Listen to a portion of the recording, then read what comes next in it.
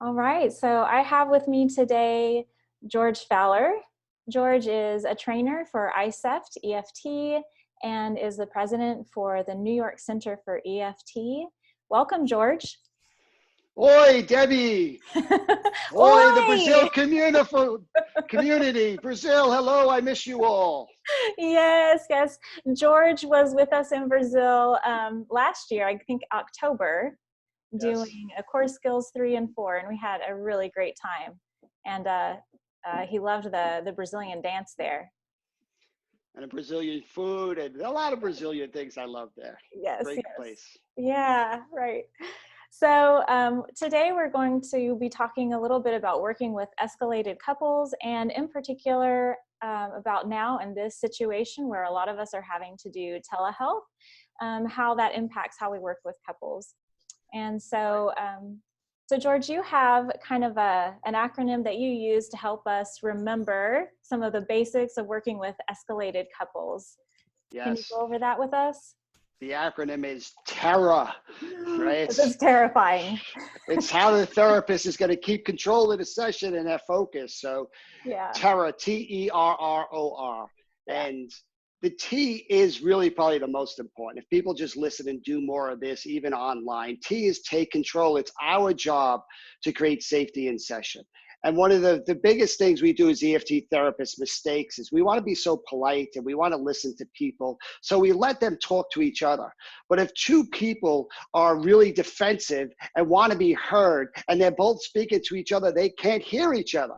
So right, one of the easiest things to do is to stop two people from talking to each other and get them to talk through to the therapist, right. right? That's going to already, so if you want to talk to your partner and I'm going to say, Debbie, whoa, hold on. Hold on, I need you to talk to me. I do the same thing. I want my partner to hear me. Your partner wants you to hear him. And you two are going to keep going and we're going to get lost here, Right. right? So I really need you to talk to me. I want my couples talking to each other when the talking leads to success. Right? Yes. If the talking leads to more reactivity, I need to stop it and have it all go through me. That creates a lot of safety. Yeah. That's the T. The E is you want to explain why you're getting them to talk to you. Nobody wants to be told what to do, especially when they're in an agitated space. But I want to get their buy-in. This is a collaborative approach to say, I will not be able to help you if you're both yelling at each other.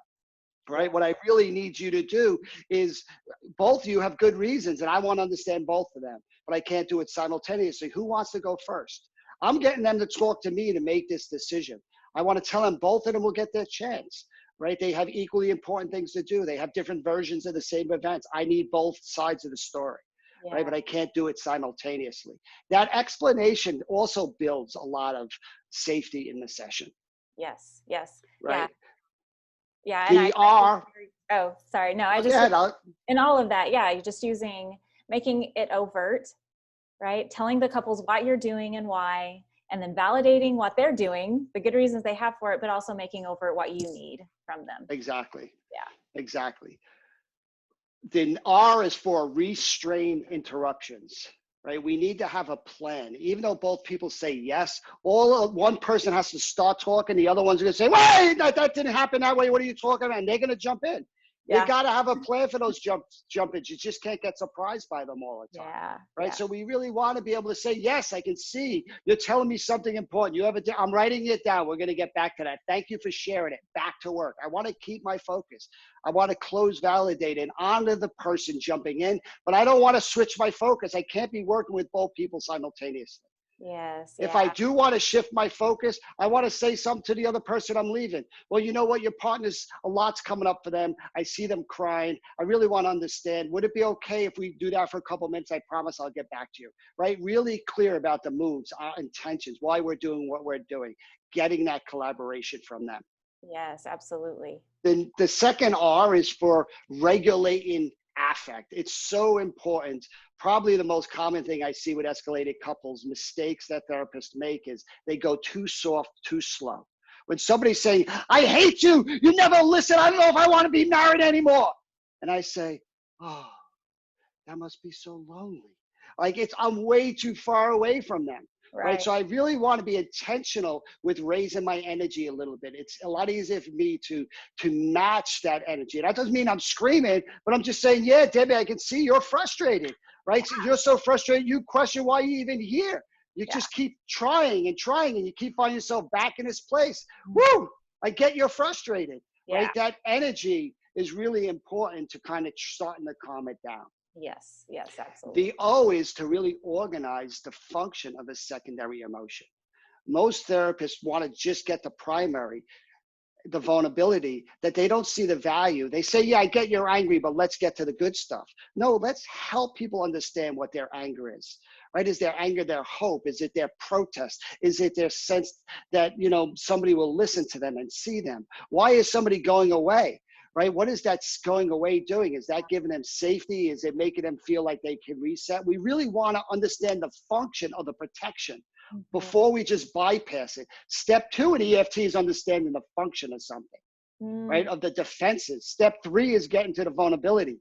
It's not going to the vulnerability first, right? We have to organize that secondary emotion, critical with yeah. escalated couples. And Yes. then the R is just restoring that safety through this process, right? You can look for markers to tell that people are safer and calmer when you can see them settling down and not needing the protest as much. Yeah, absolutely. And George, I love how you say, because I think that's missed so often, that part of getting the function of the secondary or the protective emotion, right? And we often skip that. I think especially when we're thinking tango, right? As we Hmm. go to a symbol emotion, a lot of us assume, well, that's the vulnerable emotion. And that's not necessarily the case. That's exactly right. So important to say that you want to do the tango or the tempo, right, with the secondary emotion, Mhm. because that's the emotion that the couple is spending most of their time with, and they don't even understand why they're doing it, right? Yeah. They really need to understand what their anger is about. They really need to know what their avoidance is about, right? Yeah. And that organization allows the couple to take it less personal, right? The action tendency is these more reactive protective moves. If we're trying to avoid all of that, we're avoiding exactly what we need to unite this couple against the negative cycle. Yeah. Well, and that takes me into, George, what happens if, in our best attempts, using our own protection strategies, right, Yeah. we're trying to de escalate a couple, or deal with the intensity in the room by avoiding it, right? What tends to Mhm. happen? The couple stays escalated. Yeah. Right. Right. It's the process telling you, that's the beauty of escalation. It's the process telling us where the couple needs us. Yeah. Right. It's great. A lot of therapists try to bypass it. And even if you get the couple to have new conversations that feel vulnerable and safe, that feels great. What happens to those couples is they go home and they still don't understand their defenses. They get triggered, they kick back right back in, and then the couple doesn't really have help. And then they come back in and we start to get discouraged, like EFT is not working. Look, this couple is, they're back in the cycle again. Yeah, they're back in the cycle because they really don't understand the cycle.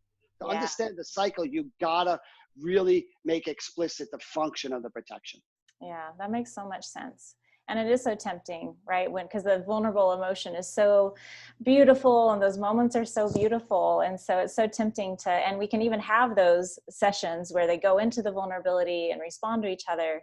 But then the Hmm. next session they come back and they're super escalated and it can be so disorienting. But And it's and because, that's the beauty, yes, when a couple comes back and they're in their escalation, they're giving us live emotion to work with. yeah, They're yeah, giving us the blocks, the very mistrust that stop these conversations. It's just the therapist need help being trained how to lean into that, to say, yes, so Debbie, here you are, right back in this angry place. Help me understand how you got there. Help me understand what your anger is trying to do. Help me really help you get clearer about your truth. yeah, right, right.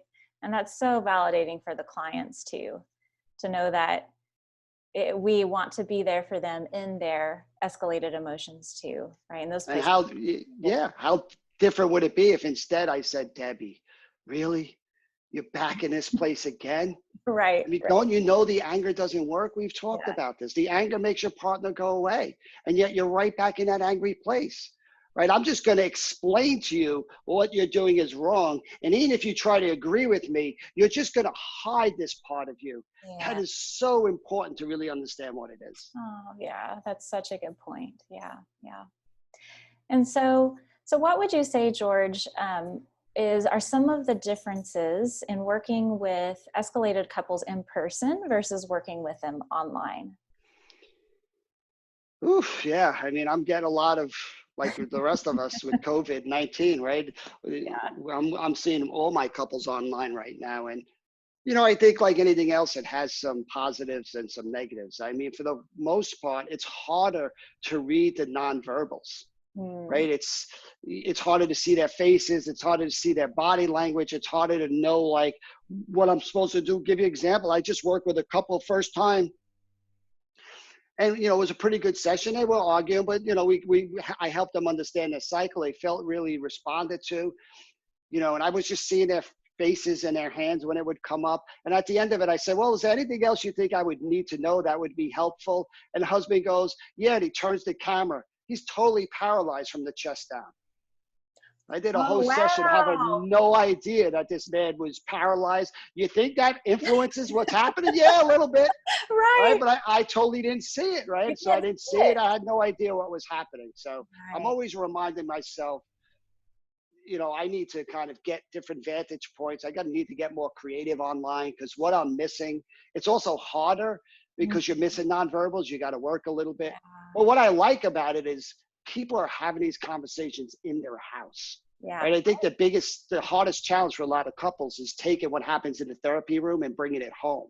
And Yeah. yet here they are in their home having these conversations. I think it does make it a little bit easier for them to continue to have some of these conversations without the therapist. Yeah, that's true because it doesn't feel quite so foreign. It's Yeah, already in their home and they're in their normal context having these conversations. exactly. They're developing that muscle memory. They don't even realize that they're doing it. Mm. Right? Their bodies are remembering, wait, I'm in my bedroom right now and we're talking about this. Now all of a sudden I turn off my computer. My body still remembers that because the Yeah. environment is similar. Right. Yeah, that's awesome. Yeah. How about in that, so let's say we're working with a couple and they're yelling at each other and we're doing our best to jump in there and take control and it's not working, right? Well, normally in session we might touch their leg or like, Yeah, right. any tips for Exactly. that? Yeah, I think I find myself being more creative. Yeah. We don't have access to touch or moving a chair or those physical actions that we have. So I think I need to use my voice more, or I find myself clapping a lot. If they're not working, I'll be like, Debbie, Pete, hold on. Remember what we Yeah. talked about? Oh, hold on, listen to me, right? I need to get their attention because Yeah. if I let them keep going, they're going to co-dysregulate each other. Right. That's Right. going to make Right. my work harder. So I Yeah. got to get their attention. If that's singing, if it's clapping, if it's yelling, I need to get them to look at me, maybe laugh, shake their head. This guy's crazy, but now they're looking at me. Now I'm getting my control back. And then Yeah. I'm going to explain why I'm doing that. I'm Right. clapping. Maybe that's annoying. You two really were kind of trying to be understood. But my experience is when people do that and they're already triggered and reactive, things only get worse. The longing is you want to be heard, but literally the parts of your ears that hear start to shut down. And when your partner doesn't feel heard, they escalate and it's going to be so much harder. So that's why I did that. Can you forgive me for that? Let's get back to work. Yeah. Yeah. Right. But to really empower people listening, like get creative, because if you just sit back and let them do their thing, it's going to be so much harder to then bring them back into a place of safety. Yeah, absolutely. No, absolutely. I hadn't thought about the clapping part. That's a new one for me. All And the right. singing, the singing. There you go. Well, that's all you, Deb. You could belt out a nice tune, and that would gather their attention. And it is just about gathering their attention. You Yeah, got to shock them. I mean, that's what the yeah, touch does. That's what the chair does. You can't just say, "Hold on, you two. Oh, can you listen to me, please? Could someone listen?" yeah, Because they're just right. it's just Yeah, gonna keep going. yeah, yeah. I mean, they're in their protection, they're in their kind of emergency response already. And so kind of shocking them Exactly. out of it. Yeah. Exactly. Yeah, that's good. All right. Um, well, and so, one of the things we talk a lot about with escalated couples is just the importance of matching, right? Hmm. And so we're talking about matching the really highly, the loud emotion, right? The loud, Yep. intense emotion. But there's also the escalation of maybe one person is really loud and the other person is just completely shut down, right? Silent. Right. Yeah, silent. And so, considering that it is harder to read the nonverbals online, what have you noticed about engaging a kind of that silent partner that maybe is a bit more withdrawn and isn't responding online? Have you found there to be a difference there? Yeah, again, and once you calm down the really reactive person, you have to give yourself that space, right? But the engagement to the person who doesn't have words, I want them to have success with not having words Yeah. instead of pushing too fast. I really want to, and instead of asking just too many questions, like, what's it like? What are you feeling? What are you doing? And they don't really have a lot of words. It's helpful to focus on more of conjectures and validation. So I might say, hey, Debbie, yeah, I would imagine sitting here saying nothing might be a safer option. Because Yeah. if you say the wrong thing, it's only going to make things worse. So why give more evidence that's going to be used against you? So does that feel like, and my experience working with a lot of withdrawers, it's actually sitting back with no words feels safer, right? There's more control. There's ability to kind of think about things before you say it. I mean, so help me out here, Debbie, as you have no words. Do you think that works for you? Because it's making sense to me. What do you think? Yeah, right. Yeah, and so really validating and making sense of that silence too, right? Instead of, again, just like we don't want to pressure the person who is super angry and escalated to not be angry, right? Yeah. The same of not pressuring the person who's silent. We'll just talk more. If you would just talk, your partner would be Help them understand the good reasons they're not talking. yeah, Don't just push them to talk. right. Help them get curious about why they're not talking. It is serving a purpose at some level. I want to connect with that first before I force them or push them to fix them or do something else to get them to engage. Yeah. Oh, I love that. That's so good. And that's so honoring of the client, right? So honoring. We're not saying you just need to do this differently and ignoring all the good things, all the good reasons that have led them to do what they do. Right? So honoring. Well, as we begin to wrap up, George, is there any last thoughts or anything we haven't talked about that you say, this is really important when working with escalated couples or online work? I just think, the Brazilian community has such great energy. And Yeah. so often the training is forcing therapists to be this quiet, soft person. And I just want to empower you all to have range, to allow yourself to listen to that energy and, to use that more in session, to come alongside people who are angry or defensive or frustrated or don't have words, and just get curious about, like, what are they doing? These blocks are not, things that they're doing to get away from vulnerability. They're not doing it to make your job harder. They're doing it because that's where they need you to go. These blocks are not stop signs. They're just detour signs, right? They're saying, can you help me here? Help me find why I'm angry, why I'm going away. And when they have success with that, why would they not want to engage more? We don't have to sell EFT or talk them into it. We just have to give them success in the moment with what they're doing. Yes, absolutely. Which that's a wonderful segue to. You have a new project called Success and Vulnerability, and you talk a lot about .com. yeah. .com. Yes, it's so exciting. I've never had, I train all over the world. I haven't had time to do anything online. Yeah. And now with COVID, I've had a couple months, and I've put together with a team this website that's really hands-on, trying to get therapists to lean into anger, reactivity, blocks, defensiveness. How do we get teaching and training? I didn't get trained to run towards a fire as a firefighter. Right? I didn't grow up learning. I mean, someone had to show me how to do that. Same thing with us as therapists. We need people to show us how to do this.